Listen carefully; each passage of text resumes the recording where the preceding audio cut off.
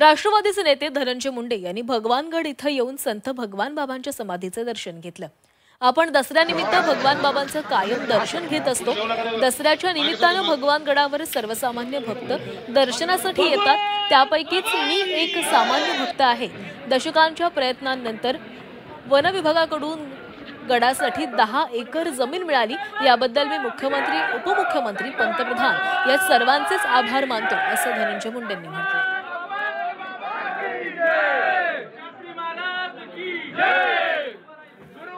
इथे जे निर्णय होतात ते न्यायाचार्य निर्णय करतात। त्यांची पदवी न्यायाचार्य उगा म्हणायला म्हणून नाही आहे। या देशात जे 2-3 न्यायाचार्य आहेत त्यापैकी एक महंत नामदेव शास्त्री महाराज आहेत, ते न्याय करतात। त्यांनी एकदा निर्णय घेतला, इथं मेळावे गडावर नको, तो निर्णय झाला। त्यामुळं मेळावे आता सावरगावला होतात, त्यामुळं त्यामध्ये कुठं मतभेद नाही।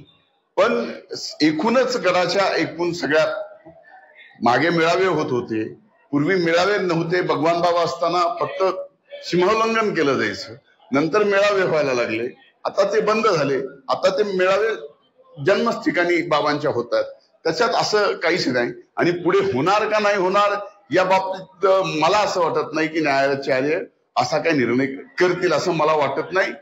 किंवा त्यांनी जर निर्णय घेतला तर तेही स्वागत आहे।